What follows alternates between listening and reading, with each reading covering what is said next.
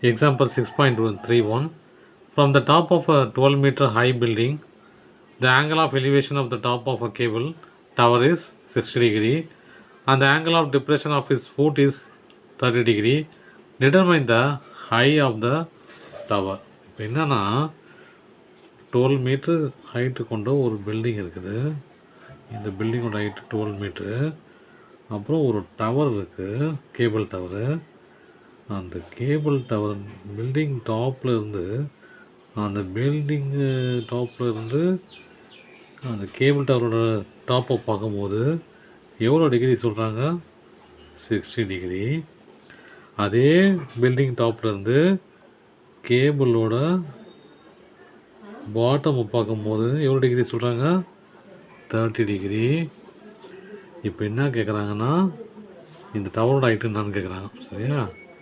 இப்போது இது 12 மீட்டர்னா கண்டிப்பாக இதுவும் 12 மீட்டராக தான் இருக்கணும் இல்லையா? ஏன்னா ஸ்ட்ரெயிட் இல்லையா?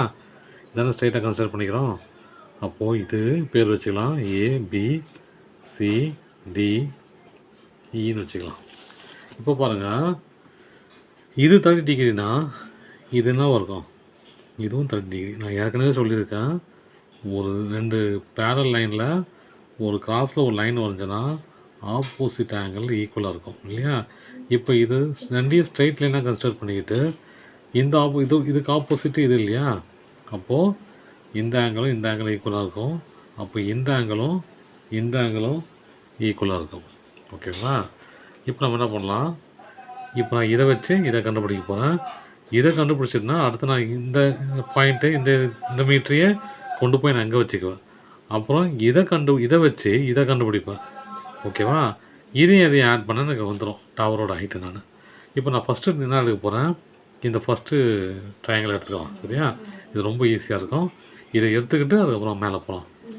இப்போது இன் ட்ரையாங்கிள் EECD. சரியா?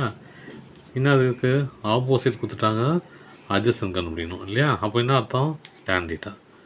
tan theta equal to opposite by adjacent.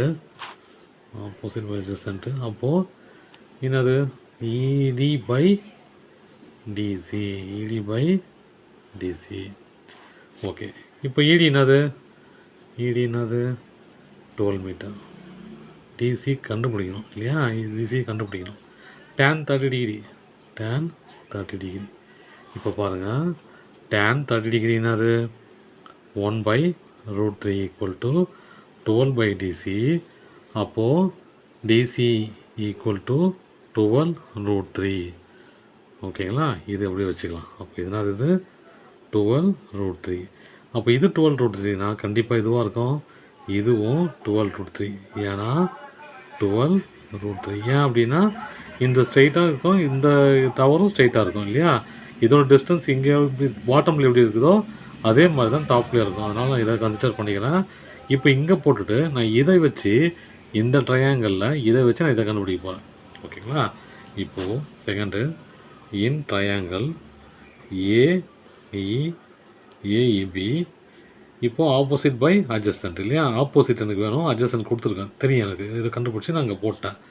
அதால் tan 60 degree equal to AB by EB.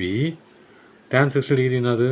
√3 equal to AB தெரியாது, AB தான் தெரியணும், கண்டுபிடிக்கணும் இல்லையா? 12√3. ஓகேங்களா? 12√3. இப்போ பாருங்கள், 12√3. இப்போ நான் என்ன பண்ண போகிறேன், AB மட்டும் வச்சுக்கிட்டு மற்றெல்லாம் இந்த பக்கம் கொண்டு போகிறேன். என்ன வரும்? ஏற்கனவே ஒரு √3 இருக்குது, இன்ட்டு ஒரு √3 இன்ட்டு 12. அப்போது AB equal to 12 into 3. AB equal to 36. ஓகேங்களா? AB 36 வந்துச்சு. அப்போ இங்கே பாருங்கள், AB 36. ஏற்கனவே BC என்னது? 12. அப்போது டவரோட ஹைட் என்னென்னா